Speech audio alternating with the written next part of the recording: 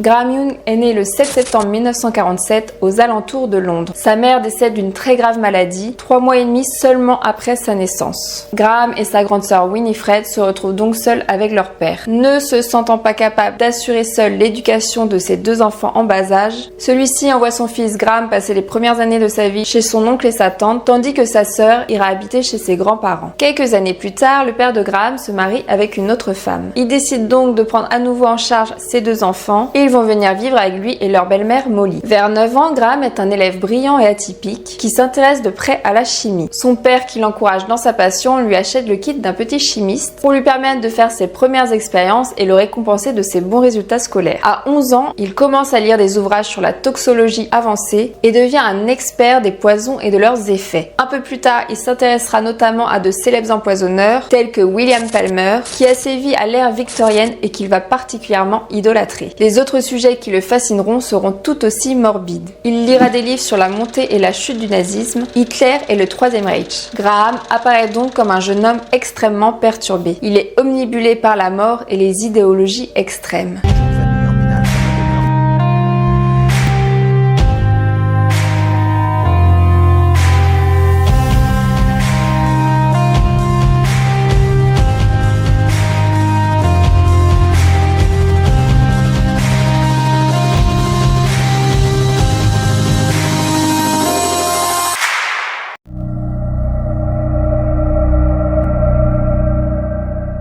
Tout allait pour le mieux depuis que la famille était à nouveau réunie, mais Molly, la belle-maman, tomba malade peu de temps après l'arrivée des enfants, au mois de février. Elle souffrait de violentes crampes d'estomac, de vomissements et de diarrhée. Le reste de la famille fut ensuite touché par les mêmes douleurs intestinales qui revenaient régulièrement. Un ami du couple et son fils, qui était un ami de Graham, furent également touchés par ce mystérieux virus et développeront les mêmes symptômes. En novembre 1961, Winifred boit une tasse de thé que lui prépare son frère, mais ne la finit pas car celui-ci a un goût bizarre. 1 heure plus tard, alors qu'elle était dans le train pour se rendre à son travail, celle-ci a commencé à halluciner, a dû être aidée pour sortir de la gare et a finalement été emmenée à l'hôpital. Les médecins sont arrivés à la conclusion qu'elle avait été exposée d'une manière ou d'une autre au poison Atropa belladonna. Après cet incident, Fred Young a confronté son fils, mais Graham a accusé sa belle-mère qui, selon lui, avait utilisé les tasses de thé de la famille pour mélanger le shampoing. Peu convaincu, Fred fouilla la chambre de Graham mais ne trouva rien d'incriminant. Néanmoins, il avertira son fils d'être plus prudent à l'avenir lorsqu'il s'amusera avec ses produits chimiques. Le samedi de Pâques, le 21 avril 1962, Molly Young meurt. Sa mort a été attribuée à un disque cervical prolapsus qui aurait résulté d'un accident de la route dont elle avait été victime quelques semaines auparavant. Quelques temps plus tard, c'est au tour de son compagnon endeuillé de tomber gravement malade après avoir mangé un pot de cornichons à la moutarde. À l'hôpital, on lui explique qu'il souffre d'un empoisonnement à l'antimoine et qu'une dose supplémentaire lui aurait été fatale. La tante de Young, qui connaissait la fascination de son neveu pour les poisons et la chimie, devint méfiante vis-à-vis de lui, tout comme son professeur de sciences, Monsieur Hughes, qui découvrit plusieurs bouteilles de poison et des dessins d'hommes morts dans le casier d'école de Graham. Cela le préoccupa tellement qu'il en parla rapidement au directeur de l'école. Ils feront alors en sorte que Graham soit interrogé par un psychiatre qui se fera passer pour un conseiller d'orientation. Celui-ci contactera la police après que Young lui ait révélé sa connaissance approfondie des poisons et de la toxicologie.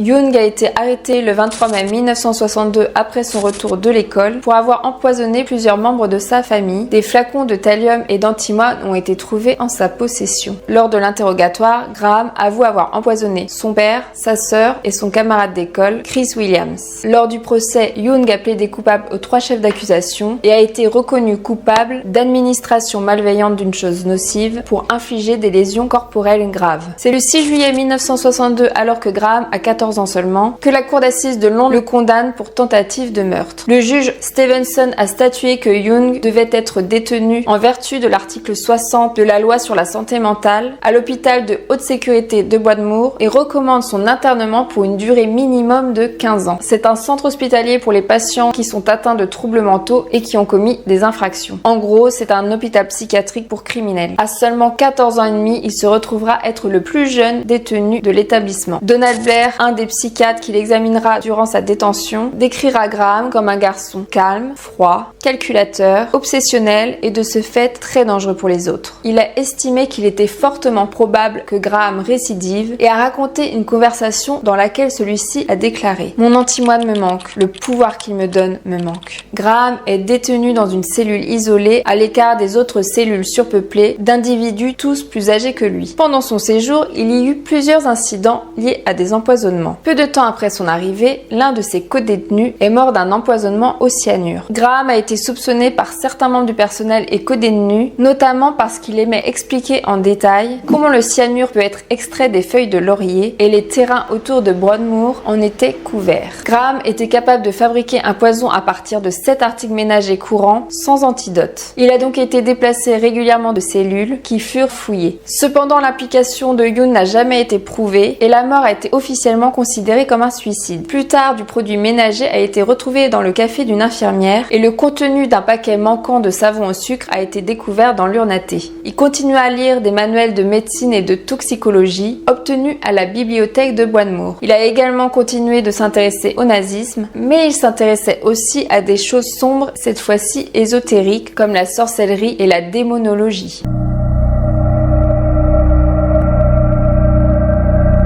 Le psychiatre Edgar Unwin se charge principalement de l'intéresser et cherche à le réhabiliter. Il lui confie un travail de confiance dans les cuisines de l'hôpital, mais un jour on trouve du produit détergent pour les toilettes dans le café des infirmières et bien évidemment on lui retire le poste. Après ça, il n'y aura plus de problème avec Graham et celui-ci sembla se désintéresser de la toxicologie. Graham Youn demande pour la première fois à être libéré de Broadmoor en 1965. Son père et sa tante ont assisté au tribunal et ont déclaré que si Youn était libéré, aucun de ses proches ne serait disposé à l'héberger. Fred Youn a également déclaré à l'audience que son fils ne devrait jamais être libéré, mais sa demande a été rejetée. En juin 1970, après près de 8 ans à Broadmoor, Edgar Unwin, le psychiatre de la prison, écrivit au ministre de l'Intérieur pour recommander sa libération, annonçant que Youn n'est plus obsédé par les poisons, la violence et les méfaits. Le ministère de l'Intérieur a accepté de le relâcher plus tôt. Il affirme qu'il n'est plus un danger pour les autres, mais ce que les médecins ne savent pas, c'est ce que Graham a pu dire à l'un de ses codétenus. Quand je vais sortir de Broadmoor, je vais tuer une personne pour chaque année que j'ai passée à cet endroit. Il ne devait pas être libéré pendant 15 ans sans l'approbation du ministre de l'Intérieur, mais en réalité, il sortira en 1971 après 9 ans d'incarcération. Les médecins pensaient réellement que Graham était guéri de sa fascination pour la chimie et les poisons. Le ministère de l'Intérieur a accepté de le relâcher sous réserve qu'il continue à se faire soigner. Suite à sa libération, il est envoyé dans un centre de formation gouvernementale pour apprendre à devenir magasinier et à gérer des stocks de marchandises. Durant sa formation, les apprentis ont tous souffert de maux d'estomac.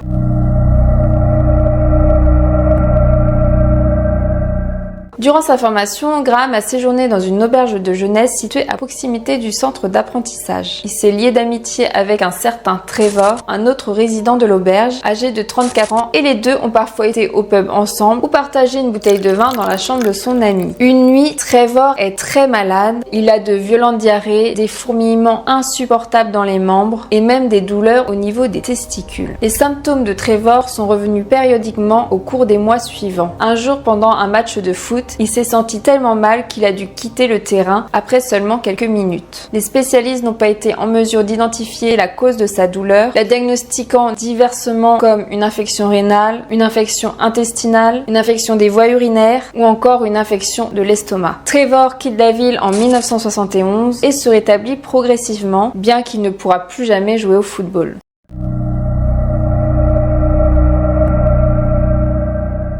Suite à sa formation, Graham trouve rapidement un travail en tant que magasinier au sein d'une usine non loin de chez sa sœur, chez qui il va vivre quelque temps. L'entreprise pour laquelle il commence à travailler est spécialisée en matériel optique et photographique. Le directeur le recruta après avoir lu avec intérêt le bilan qui faisait suite à sa formation, dans laquelle il avait excellé. Dans celui-ci, Graham est décrit comme quelqu'un de plus intelligent que la moyenne et comme quelqu'un qui se montre consciencieux dans son travail. Il est aussi capable de suivre les instructions à la lettre et sait prendre des initiatives quand il le faut.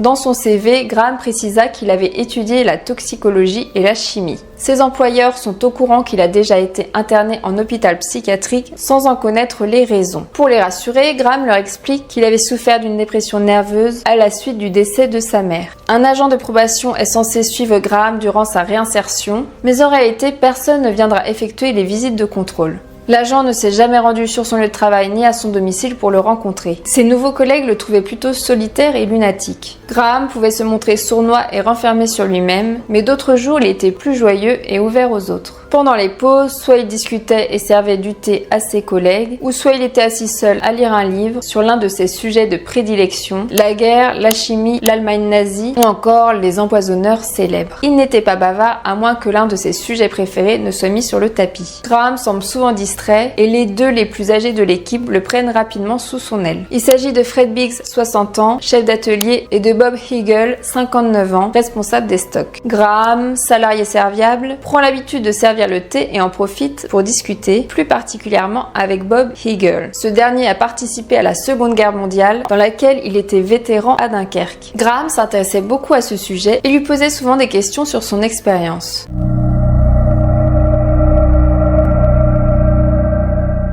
Jusque-là, tout se passait bien jusqu'à ce que peu de temps après son embauche, une mystérieuse épidémie au sein de l'entreprise eut lieu. Peu à peu, ses collègues de l'entrepôt tombèrent tous tour à tour malades, avec des symptômes tels que des vomissements, des diarrhées aiguës, des douleurs à l'estomac et des nausées. C'est Bob Hegel, le directeur de l'entreprise, qui fut touché le premier. Il dut prendre une semaine pour se rétablir, mais à son retour au poste, les symptômes reprirent de plus belle et de nouveau apparurent. Son état se dégrada rapidement, il se plaignait maintenant de violents mal de dos et d'engourdissement au niveau des mains et des pieds. Les douleurs étaient tellement insoutenables qu'il fut transféré à l'hôpital où la paralysie s'est installée. Graham se préoccupait beaucoup de l'état d'Hegel et appelait l'hôpital régulièrement pour savoir si ses symptômes s'étaient aggravés ou non. Mais Hegel finit par décéder le 7 juillet 1971. L'autopsie attribuera sa mort à une forme rare de polynéphrite, connue sous le nom de Guillain-Barré. Comme Graham était proche de lui, il avait été choisi pour venir aux funérailles d'Hegel et accompagner Monsieur Foster, le directeur général de la société.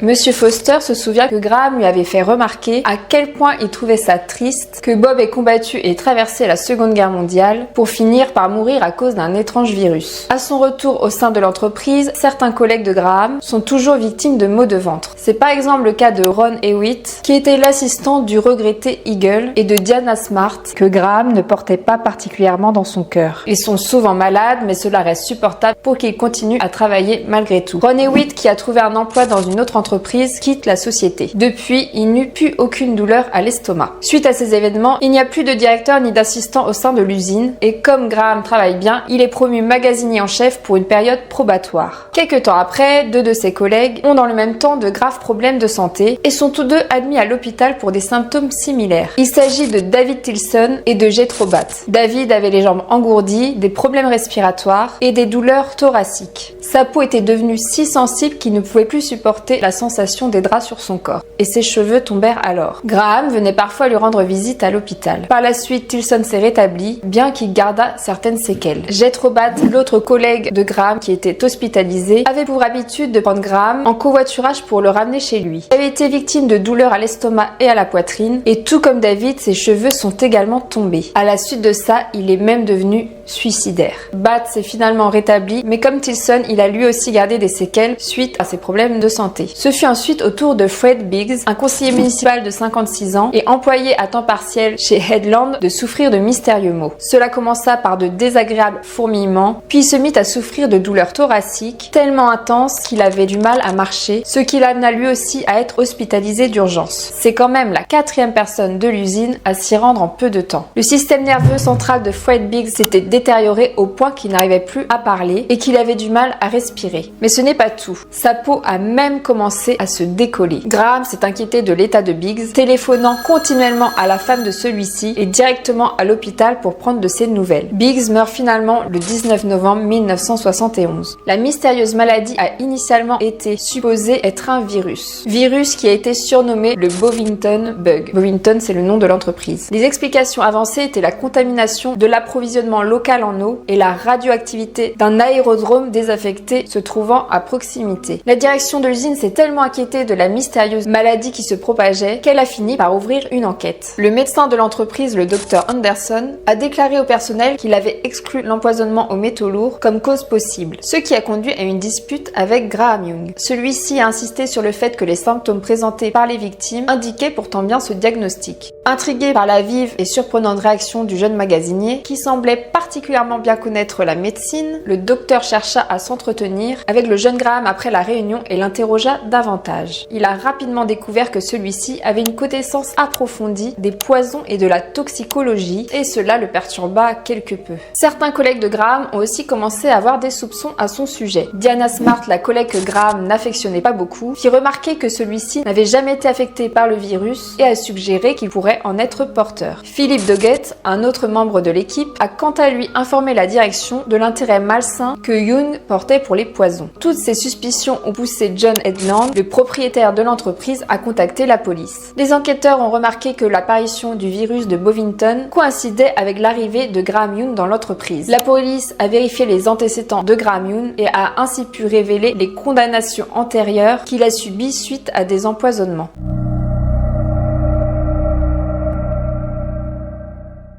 Graham Young a été arrêté le 20 novembre 1971 alors qu'il se trouvait chez sa tante et son oncle dans le Kentucky. Rien d'incriminant n'a été retrouvé sur sa personne, il a nié tout acte répréhensible, mais alors qu'il était emmené par les policiers, sa tante l'a entendu leur demander « Pour lequel m'arrêtez-vous »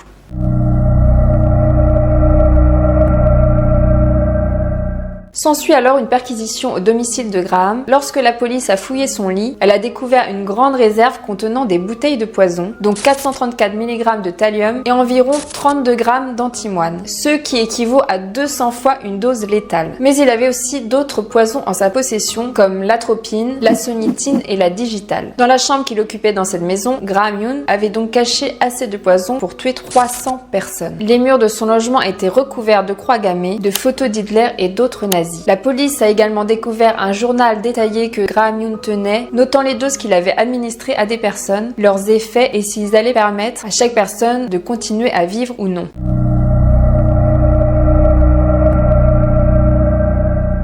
Après un nouvel interrogatoire par la police, il admettra que les initiales du journal F et D font référence à celles de ses collègues, F pour Fred Biggs, D pour David Tilson et ainsi de suite. Graham Young a écrit dans son journal « D m'a irrité hier. Alors je lui ai seulement donné quelque chose pour la secouer un peu. Je regrette de ne pas lui avoir donné une dose plus importante, capable de la coucher pendant quelques jours. » Il parle ici de sa collègue Diana Smart, qu'il n'apprécie guère. Il avoue avoir empoisonné 5 de ses collègues, Hegel, Biggs, Bat, Tilson et Trevor. Il a déclaré qu'il avait délibérément utilisé différents poisons pour confondre les médecins. Lors de l'interrogatoire, Graham fit une autre révélation à la police. Il avoua aussi avoir empoisonné sa belle-mère Molly avec une dose mortelle de thallium il y a quelques années auparavant. Il s'est même vanté d'avoir commis le meurtre parfait en la tuant. À l'époque, Graham n'a pas été tenu responsable de son décès car son corps avait été rapidement incinéré, ainsi aucune expertise en lien avec un éventuel empoisonnement n'avait eu lieu. Il a passé 20 minutes à expliquer les effets du thallium sur le corps humain aux officiers de police. Graham expliqua s'être approvisionné en produits toxiques auprès d'un chimiste londonien. Au départ, celui-ci refusa de les lui vendre sans autorisation écrite de sa part, mais Graham fit preuve de ruse. Plus tard, il revint avec le papier demandé qu'il avait lui-même rédigé sur une feuille avec l'entête du Belfort College. Grâce au précieux sésame, il a pu se procurer 25 grammes de tartrate de potassium d'antimoine. Il dit au chimiste qu'il en avait besoin pour une analyse qualitative et quantitative. Ce stratagème fonctionna à merveille. Comme il réussit à obtenir ce dont il voulait, plus tard, il retourna lui acheter 25 grammes de thallium. Son mode opératoire était généralement de glisser du poison, souvent de l'antimoine ou du thallium, dans le thé ou le café de ses collègues. Chaque employé avait sa propre tasse, ce qui lui permettait de cibler plus facilement les personnes qu'il souhaitait empoisonner.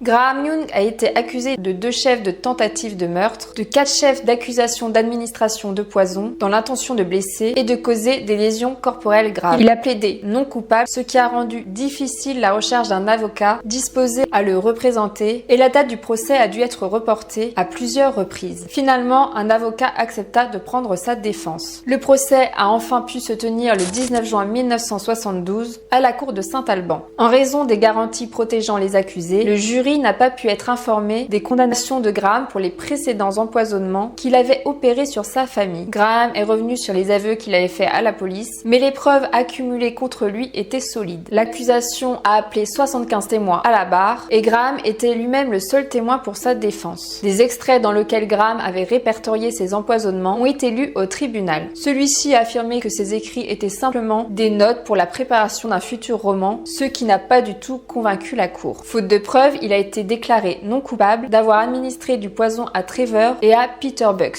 En revanche, il fut tenu responsable de l'empoisonnement de ses autres collègues de travail, entraînant pour certains de légers symptômes et pour d'autres de très graves maladies. À cause de cela, 2 d'entre eux furent hospitalisés et gardèrent des séquelles par la suite, mais plus grave encore, les 2 employés les plus âgés de l'entreprise y laissèrent leur vie.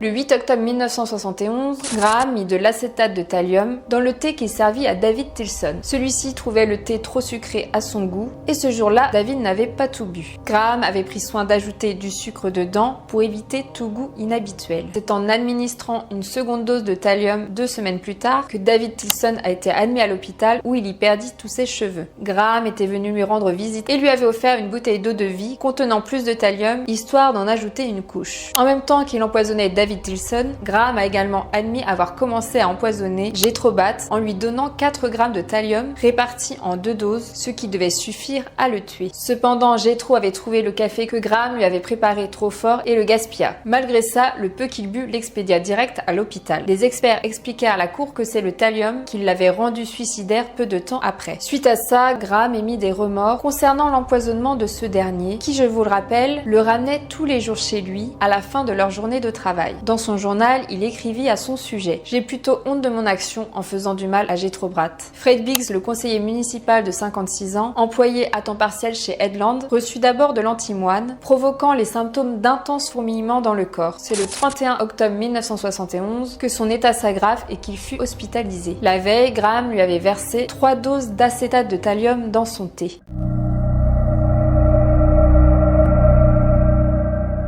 Peu de temps après sa mort, l'autopsie révélera que le thallium contenu dans son corps s'était propagé dans tous ses organes internes, ses intestins, ses reins, ses os et même ses tissus cérébraux. Les restes incinérés de Bob Eagle, qui n'avaient pas encore été dispersés, ont également été analysés et se sont avérés contenir 9 mg de thallium. Ce dernier cas était le premier cas de cendres incinérées utilisé comme preuve dans une condamnation pour meurtre.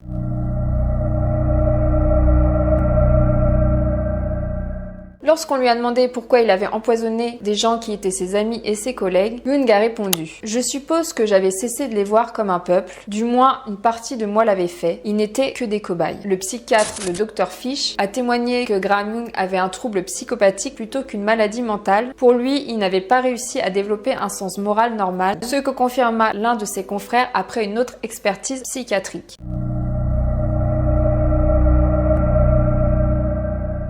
C'est donc le 29 juin 1972, après un peu plus d'1 heure et demie de délibération, que le jury déclare Graham coupable de 2 chefs de meurtre, donc de Bob Eagle et de Fred Biggs, et de 2 chefs de tentative de meurtre, Jethro Batt et David Tilson. À 25 ans, Graham Young est donc condamné à Londres à la peine maximale, emprisonnement à perpétuité. Par l'intermédiaire de son avocat, Graham a demandé à ce qu'il soit envoyé dans une prison conventionnelle plutôt que de retourner à l'hôpital de Broadmoor. Sa demande est acceptée, il est condamné à vie. Il va purger sa peine à la prison HM Park Line, puis à l'hôpital Asworth. À l'hôpital, il recevait régulièrement la visite du directeur médical et au cours de ces visites, Graham lui expliqua qu'il avait lu dans plusieurs manuels et revues médicales qu'un médicament d'essai américain lui serait bénéfique pour cesser son comportement mortifère. Les médecins ont examiné sa demande et ont commandé un lot venant d'Amérique pour le traiter avec durant 2 semaines. Après les 2 semaines d'essai de ce traitement, une entrevue avec Graham a été organisée, au cours de laquelle Graham Young a informé le directeur médical que cela semblait fonctionner,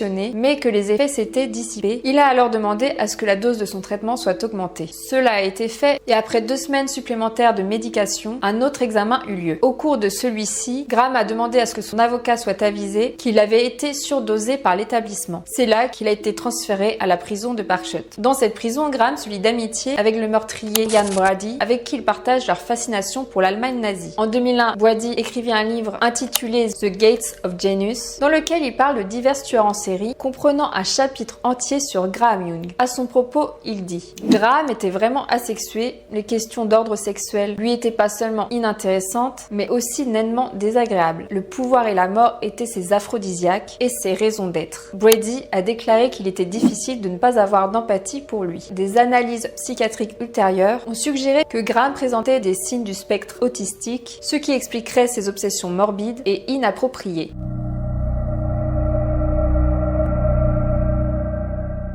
Le 29 juin 1972, le jour de la fin du procès de Graham Young, le ministre de l'Intérieur déclare que de nouvelles mesures de protection entourant la remise en liberté de sujets dangereux devaient être mises en place. Cette affaire et cette déclaration ont largement été médiatisées dans la presse anglaise, ce qui entraîna un débat public sur les délinquants atteints de maladies mentales. Le scandale suscité par la facilité avec laquelle Graham Young avait pu se fournir en poison mortel a conduit à une remise en question de la part de la justice. De toute façon, faut toujours attendre un drame pour que les choses s'améliorent. Cela a permis l'adoption d'une nouvelle loi concernant les poisons et de nouvelles mesures de sécurité concernant les personnes internées. Désormais, aucun patient ne devait sortir de l'hôpital psychiatrique sans l'avis favorable et simultané de 2 psychiatres. La surveillance des patients libérés devait être également améliorée. L'affaire Graham a aussi permis l'expansion des services de santé mentale médico-légale avec le développement d'unités dans la plupart des régions sanitaires d'Angleterre et du pays de Galles. Avant cela, il n'y avait eu que les hôpitaux de haute sécurité de Bradmore, Rompton et Asworth.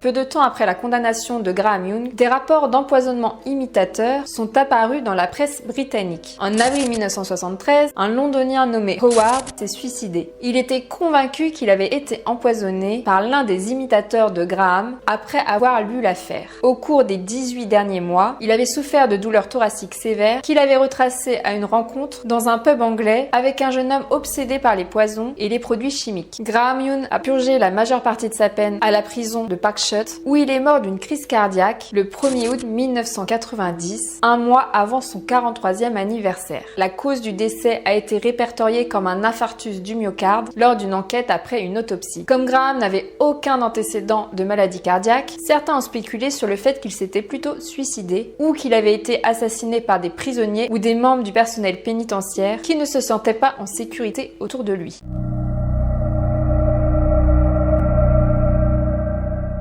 Au cours de son procès, Graham Young avait exprimé l'espoir que son œuvre de cire apparaisse dans la chambre d'horreur de Madame Tussaud. Plus tard, son souhait s'exauça et son double de cire apparut dans l'exposition près de ses héros d'enfance. Malheureusement, il n'était plus là pour le voir. À sa façon, Graham Young voulait marquer l'histoire, rester dans les mémoires après sa mort et gagner en postérité. Dans tous les cas, longtemps après sa mort, il inspira d'autres jeunes meurtriers qui imitèrent encore son mode opératoire. Autre anecdote, en novembre 2005, une écolière japonaise de 16 ans a été arrêtée après avoir empoisonné sa mère avec du thallium. Elle a prétendu être fascinée par le personnage de Graham Young après avoir vu le film The Young Poisoner's Handbook et inspirée par sa vie. La jeune fille a même tenu un blog en ligne similaire au journal de bord que tenait Graham Young de son vivant. Tout comme lui, elle y répertoriait les doses de poison administrées et les réactions qui en résultaient. Voilà, c'est tout pour aujourd'hui. J'espère que vous avez apprécié cette vidéo. J'ai travaillé très dur dessus. Si vous avez aimé, un petit like pour m'encourager, et si vous vous êtes intéressé par d'autres faits divers et autres histoires à faire frémir dans le dos, n'hésitez pas à activer la petite cloche de notification si ce n'est pas déjà fait et à vous abonner à la chaîne. Si c'est fait, on se retrouve donc à coup sûr la semaine prochaine pour une autre vidéo. Je vous embrasse fort mes petits démons.